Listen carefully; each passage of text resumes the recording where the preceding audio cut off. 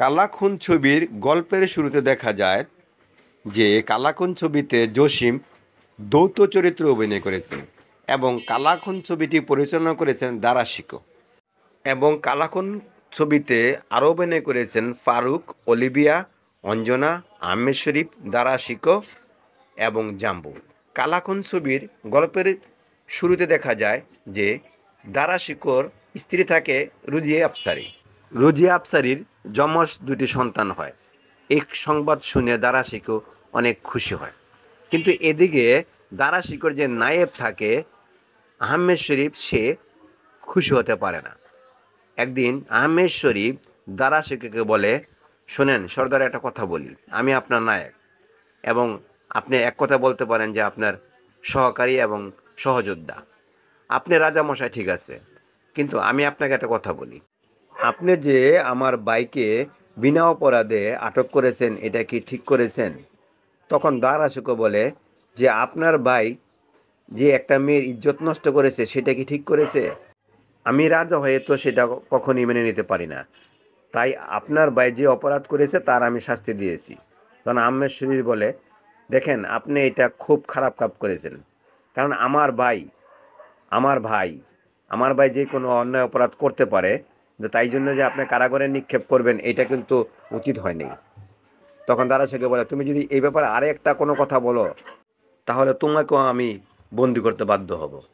তখন আহমেদ শরীফ বলে, ঠিক আছে, আপনি যা করেছেন আপনার মন মতন করেছেন, আমার যা করার আমিও মন মতন করব। এই কথা বলে আহমেদ শরীফ চলে যায়।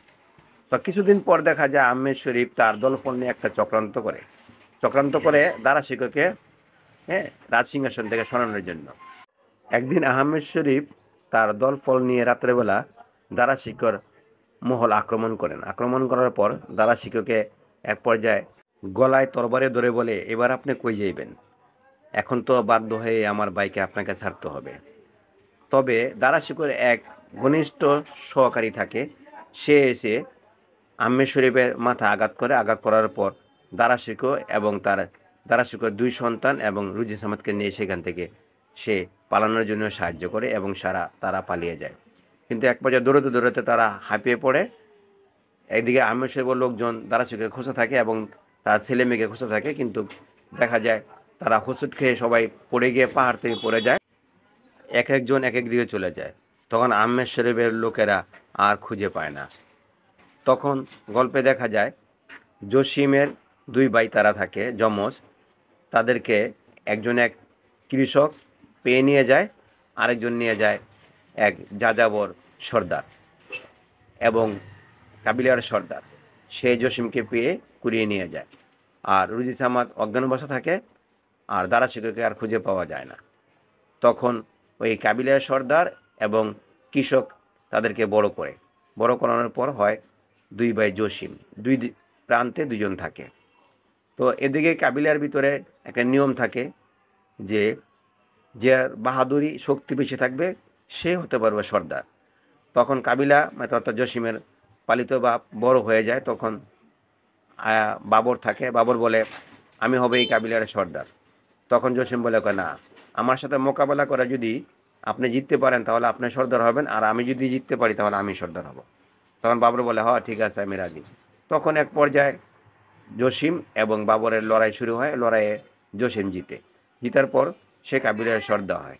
কিন্তু যাযাবরের একটা মেয়ে থাকে অলিভিয়ার সাথে জসিমের প্রেম ভালোবাসা শুরু হয়, কিন্তু বাবর এটা মেনে নিতে পারে না। বাবর বলে যে না, এটা আমি কখনোই বরদাস্ত করব না। কিন্তু জসিম অলিভিয়াকে ভালোবাসে। এক পর্যায়ে তাদের একটা গান চলে আসে। এদিকে ফারুক থাকে আরেক যাযাবর অর্থাৎ কাবিলার সন্তান। তো একদিন ফারুক বলে যে ওই কাবিলার সর্দারকে, তখন বলে জসিম, কয় আমাদের লোকদের সে অনেক মারধর করেছে, তার লোকেরা, আমরা বদলা নেব। তখন ফারুক ঘোড়া চড়ে দৌড়াইয়া জসিমের কাছে আসে, বলে তোমার এত বড় সাহস, তুমি আমাদের কাবিলার লোকদের মারধর করেছ? তো জসিম বলে, অসম্ভব, আমি এই কথা বিশ্বাস করি না, কারণ আমার লোকেরা এরকম অন্যায় বিচার করতেই পারে না, নিশ্চয়ই তোমার কোথাও ভুল হয়েছে। ফারুক বলে, না, আজকের পর যদি আমার কাবিলার কোনো মানুষের গায়ে হাত তোমার কাবিলার কেউ দিবে তাহলে আমি ছেড়ে কথা বলবো না। তখন জসিম বলে, ঠিক আছে, আজকের পর যদি তোমার কাবিলার লোকও আমার কারো সহকারী অথবা কারো যুবকের গায়ে হাত দেয়, তাহলে আমিও ছেড়ে কথা বলবো না। তখন এক পর্যায়ে ফারুক এবং জসিমের মধ্যে শুরু হয় দ্বন্দ্ব, হয়ে যায় মারামারি, তরোয়াল যুদ্ধ শুরু হয়ে যায়। তখন জসিমের পালিত বাপ এসে তাদের ঝগড়া বিবাদ এবং মারামারি থামায়। তখন তারপর ফারুক চলে যায় এবং জসিমও চলে যায়। এদিকে ফারুক আবার অঞ্জনাকে ভালোবাসে, অঞ্জনাও ফারুককে ভালোবাসে, এইভাবে তাদের প্রেম চলতে থাকে। তবে আরেক কৃষকের কাছে যে জসিম বড় হয়, সেও হয়ে যায় আরেক ধরনের মানে ডাকু। সে জায়গায় জায়গায় ডাকাতি করে বেড়ায়, কিন্তু কারো ক্ষতি করে না, বড় লোকদের বাসা ডাকাতি করে। তো এদিকে একদিন অলিভিয়ায় যাচ্ছে, ওই ডাকু জসিমে যাচ্ছে। তখন অলিভিয়ায় ডাকু জসিমকে দেখে মানে তার প্রেমিক মনে করে সে জড়িয়ে ধরে। তখন ডাকু জসিম বলে, এই তুমি আমাকে জড়িয়ে ধরছো কেন? তখন অলিভিয়া বলে, তুমি আমার ভালোবাসার সাথী না? তখন জসিম বলে, না আমি তোমার সাথী না। কথা বলে জসিম চলে যায়। জসিমকে ভালোবাসে আবার সুচরিতা, তবে সুচরিতার সাথে তার প্রেম ভালোবাসা শুরু। তো এদিকে গল্পে দেখা যায় যে আহমেদ শরীফ সে ঘোষণা করে যে এই তল্লাটে যারাই বসবাস করে তাদেরকে দ্বিগুণ খাজনা দিতে হবে। কিন্তু তখন জসিম এবং কাবিলার তারা বলে, না আমরা দ্বিগুণ খাজনা দিতে পারবো না, কারণ আমরা হলাম কাবিলা, আমরা যাযাবর, আমরা কিসের খাজনা দেব? তখন জসিমান গিয়ে প্রতিবাদ করে আহমেদ শরীফের কাছে যে না, আমরা কখনো দিতে পারবো না। তখন আহমেদ শরীফ বলে, না দিতে হবে, না যদি দাও তাহলে তোমাদের এই কাবিলা থেকে ছেড়ে অন্য কোথাও যেতে হবে। জসিম বলে, না আমরা এই কাবিলাতে থাকবো এবং এই কাবিলাতেই আমরা থাকবো, আপনি যদি আমাদের জোর করে তাড়াতে চান তাহলে আপনার সাথে মোকাবেলা হবে। তখন আহমেদ শরীফ বলে, এত বড় স্পর্ধা? তখন আহমেদ শরীফ গিয়ে তার লোক জসিমকে ধরে চাবুক মারে। চাবুক মারার পর জসিম বলে, আপনি এটা ঠিক কাজ করলেন না। তার আহমেদ শরীফ বলে, আজকের পর যদি কেউ কোনো এরকম কথা বলে তাহলে আমি কাউকে ছাড়ব না। সেদিকে গল্প দেখা যায় যে ফারুকের বাপ একদিন খাজনা দিতে পারেনি বিদায় ফারুকের বাপকে আহমেদ শরীফ লোকেরা মেরে রক্তাক্ত অবস্থা একবার মেরিয়ে ফেলে। তখন ফারুক বলে যে আমার বাপকে যারা মেরেছে তাদের একটাকেও ছাড়বো না। তো আবার দেখা যায় আহমেদ শরীফের লোকেরা এসে জসিমের বাপকেও মেরে ফেলে। জসিমের বাপকে মেরে ফেলে খাজনা দেওয়ার না কারণে। তখন জসিম বলে, আমার বাপকে যারা মেরেছে তাকেও আমরা ছাড়বো না।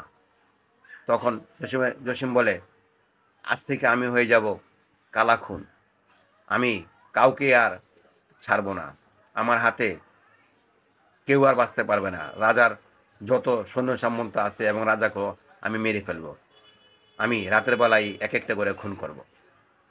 তখন আহমেদ শরীফ মানে অত্যাচার শুরু করে গ্রামবাসীর উপর। জসিম বলে, এরকম অত্যাচার করা যায়। জসিম একদিন রাতের বেলা গিয়ে তার কিছু সৈন্য সম্বন্ধেকে মেরে চলে আসে। তখন আহমেদ শরীফ বলে, কে মেরেছে, এত বড় সাহস কে? তখন একজন সিপাহি বলে যে এটা মেরেছে ফারুক, সে তো এক ভয়ঙ্কর হিংস্র হয়ে গেছে, কারণ সে চায় যে তার বাপের হত্যা বদলানোর জন্য। তখন একজন বলে, না জসিম মেরেছে। তখন ওই যে আসল জসিম মানে যে কৃষকের ছেলে, তাকে সে ওই জসিম মনে করে তাকে ধরে নিয়ে আসে। আসার পর তাকে ইচ্ছা রকম মারে। মারানোর পর যতগুলো চাবুকে আঘাত করে জসিমের গায়ে, ততগুলো চাবুকের আঘাত আবার আরেক জসিমের গায়ে গিয়ে লাগে। তখন এই জসিম কান্নাকাটে, ওই জসিমে কান্নাকাটি করে। তখন জসিম বলে যেটা কাবিলা সর্দারের, বলে যে কারণটা কি, কি এমন আমার এমন লাগতেছে কেন? তখন অলিভিয়াকে বলে, আচ্ছা আমার আঘাতগুলি দেখো তো পিঠে। অলিভিয়া বলে যে তোমার আঘাতগুলি তো দেখা যায় যে চাবুকের। নিশ্চয়ই মনে হয় যে তোমার শত্রুরা, তোমার কি মনে আছে তোমার যে একটা ভাই ছিল? তখন জসিম বলে, আমার তো মনে আছে আমার একটা ভাই ছিল, নিশ্চয়ই তোমার ভাইকে মনে হয় রাজপ্রাসাদে ধরে নিয়ে গেছে তোমাকে মনে করে। তখন জসিম বলে, ঠিক আছে আমি যাব। তখন জসিম রাতের বেলায় গিয়ে দেখে যে তার ছোট ভাই মানে ছোট ভাইকে বেঁধে রেখেছে আর চাবুকের চিহ্ন দেখা যাচ্ছে। তখন জসিম তার ছোট ভাইকে সেখান থেকে ছিনিয়ে নিয়ে আসে এবং কিছু প্রহরীকে আহত অবস্থায় অথবা মেরে নিয়ে আসে। তো আহমেদ শরীফ সকালবেলা গিয়ে দেখে যে মানে জসিম নেই। তখন জসিমের ছোট ভাই নেই। তখন জসিম তার আস্তানে নিয়ে বলে, তুই তো আমার ভাই। তখন জসিম বলে, আমার মনে হয় তুমি আমার ভাই। তখন দুই ভাই কোলাকুলি করে।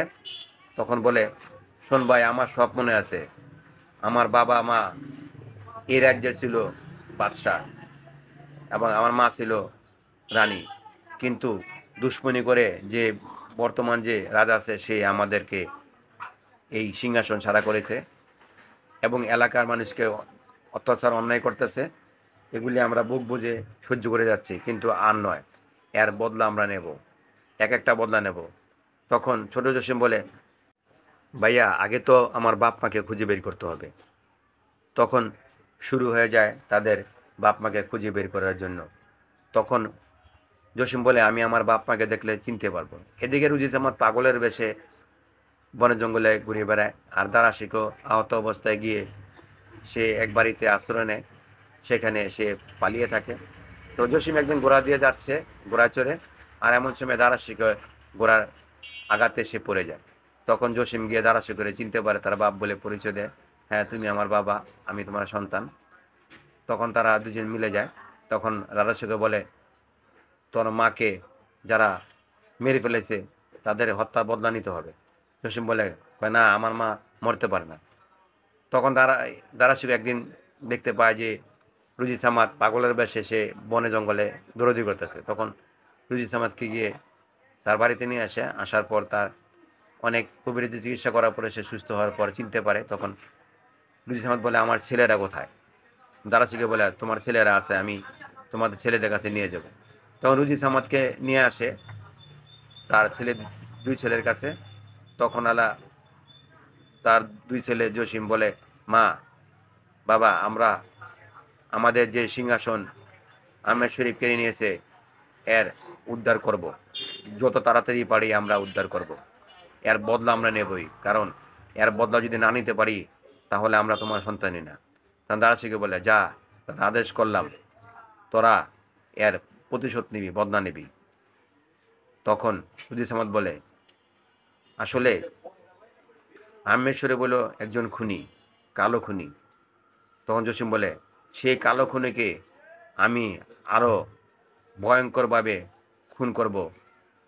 আমার এক ভাই কালা, আমিও কালা, কিন্তু খুন দিয়েই শুরু হবে এখনকার নিশান, কারণ আমাদের উপরে যে অন্যায় অত্যাচার করেছে সেই অন্যায় অত্যাচারের বদলা নেব।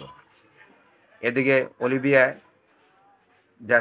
যাইতেছে, আর এমন সময় রাজার কিছু প্রহরীরা অলিভিয়ারা ধরছে, আর জসিম মানে কালা যেটা সেটা গিয়ে অলিভিয়াকে উদ্ধার করে। তখন অলিভিয়ার সাথে কথাবার্তা হওয়ার পর তারা দুজনকে ভালোবাসে। অলিভিয়া গেল, তোমার কাছে না বাঁচবো না।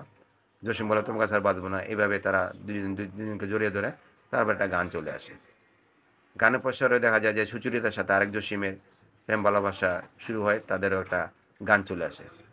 ফারুক অঞ্জনাকে ভালোবাসে, অঞ্জনাকে বলে, আমার বাপ মাকে যারা খুন করেছে তাদেরকে আমি ছাড়বো না। এদিকে ফারুককে বলে যায় যে এটা কালাই খুন করেছে। তখন ফারুক বলে, কি, এতদিনে খবর পাইলাম যে রাজার সিপাহীরা খুন করেছে, আর আপনি বলতেছেন যে এটা জসিম কালা খুন করেছে। তখন ফারুক রেগে গিয়ে তিনি নিয়ে যায় জসিমকে মারার জন্য। তখন জসিম আর বুঝতে পারে না যে তাকে তীর দিয়ে আঘাত করতেছে ফারুক। এমন সময় গিয়ে আরেক জসিম গিয়ে তীরের ধরে ফেলে। তখন জসিম বলে, ফারুক, তুই আমাকে কেন তীর দিয়ে আঘাত করলি? তখন ফারুক বলে, তুই আমার বাপকে খুন করেছিস, এটা রাজার এক প্রহরী বলেছিল।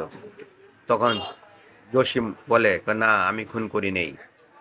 আমার বাপকে খুন করেছে কে জানিস? ওই বাদশাহ সিপাহীরা এবং বাদশাহ নিজে। আর তোর বাপকেও বাদশাহ নিজেই প্রহরীদের খুন করেছে, কারণ আমরা প্রতিবাদ করেছিলাম। আমরা ছিলাম এই তল্লাটের জমিদার অথবা বাদশাহ। আমার বাপ ছিল এই বাদশাহ এবং আমরা দুই ভাই ছিলাম শাহজাদা। সে চক্রান্ত করে আমাদের কাছ থেকে এই রাজত্ব কেড়ে নিয়েছে। এখন সে আমাদেরকে মেরে ফেলার জন্য চিন্তা ভাবনা করতেছে। এদিকে এই খবরটা আবার রাজামশাইকে গিয়ে বলে বাবর, যে শুনেন, একটা দুঃসংবাদ আছে আপনার জন্য। কারণ আপনি যে রাজাকে আপনি মারার চেষ্টা করেছিলেন এবং সিংহাসন দখল করেছেন। তার 2 ছেলে এখনও জীবিত, জসিম, তারা যমজ 2 ভাই, এবং এখানে আরেকজন আছে ফারুক। তারপরে এর ভালোবাসার সাথে আছে সুচরিতা, অলিভিয়া, অঞ্জনা। তারা আপনাকে মারার জন্য তৈরি হচ্ছে, আপনি নিজে তৈরি থাকুন। তখন আম্মা শরীফ বলে, কয় এরা আমার কিছু করতে পারবো না। তখন তার সিপাহীদের বলে, যাও তাদের ভালোবাসার সাথীদের তোমরা সবাই ধরে নিয়ে আসো, দেখবা কান টানলে মাথা অবশ্যই আসবে।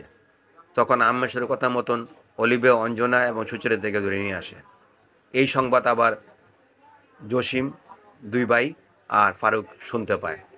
তখন ঘটনাক্রমে দেখা যায় এই সংবাদ শুনে তারা রাজমহল গিয়ে আক্রমণ করার পর সেখানে অ্যাকশান, তরবারবাজি হয়, তীর ছোড়াছুড়ি হয়। তখন জসিম ইচ্ছা রকম তাদেরকে মারার পর ফারুকও মারে। এইভাবে চলতে থাকে একের পর এক লড়াই, যুদ্ধ, কেউ মারে তো কেউ হারে। যুদ্ধ এক পর্যায়ে দেখা যায় আহমেদ শরীফ পালিয়ে যাওয়ার পথেই জসিম গিয়ে আহমেদ শরীফকে ধরে ফেলে।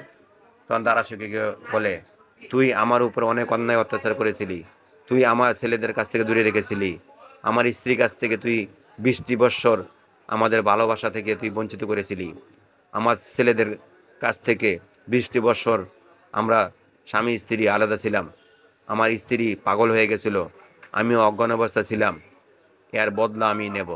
তখন দারাসুকে গিয়ে আহমেদ শরীফকে ছুরি আঘাত করে। আহমেদ শরীফ তখন পড়ে যায়, ছুরির আঘাত খেয়ে মারা যায়। বাবর এবং আহমেদ শরীফের যত সাঙ্গাবাঙ্গারা ছিল তাদেরকে দারাসুকো মেরে ফেলে। তখন এলাকার জনগণ আরও যায়, গিয়ে তখন বলে যে, আপনি রাজামশাই, আপনি আমাদের রাজা। এই রাজা ছিল একজন অত্যাচারী এবং জুলুমবাজ, একে আমরা চাই না, আপনিই থাকবেন রাজা। তখন ফারুক বলে, ঠিক আছে, আপনি যেহেতু রাজা। তখন দারাসুকো বলে, ঠিক আছে, তুমি আমাদের সাথে থাকবে। তখন অলিভিয়ার সাথে জসিমের, ফারুকের সাথে অঞ্জনার, জসিমের সাথে অলিভিয়ার, জসিমের সাথে সুচরিতার তাদের বিয়ে দেয় ধুমধাম করে। তো এখানে গল্প দারাশিক্ষক নিজে রচনা করেছিলেন, দারাশিক্ষক সুন্দর করে গল্পটি পরিচালনা করেছিলেন। ছবিটা দর্শক দেখেছিল, ফলে যখন ছবিটা মুক্তি পায় তখন ভালো ব্যবসা করেছিল। কালাকুন দারাশিকর প্রায় 8 নম্বর পরিচালনার ছবি। দারাশিক একজন গুণীমান অভিনেতা ছিলেন এবং ভালো পরিচালকও ছিলেন, কাহিনী করেছিলেন এবং একজন প্রযোজকও ছিলেন। তার প্রযোজিত একটা ছবি ছিল অঞ্জলি, তার ছেলে করেছিল। সেই ছবিটা মোটামুটি ভালো ব্যবসা করতে পারেনি, তবে দারাশিকর এই ছবিটা ভালো ব্যবসা করেছিল। কালাকুন, কারণ অলিভিয়া এবং জসিমের প্রথম ছবি এবং ফারুক জসিমের প্রথম ছবি হলো এই কালাকুন। ফারুক কখনো জসিমের সাথে এই নায়কের চরিত্রে এই সাথে কাজ করেনি, এবং জসিমও ফারুকের সাথে 2 নায়কের সাথে মিলে কোনো ছবিতে কাজ করেনি, এবং জসিম অলিভিয়ার সাথে কোনো নায়কের চরিত্রে অভিনয় করেনি।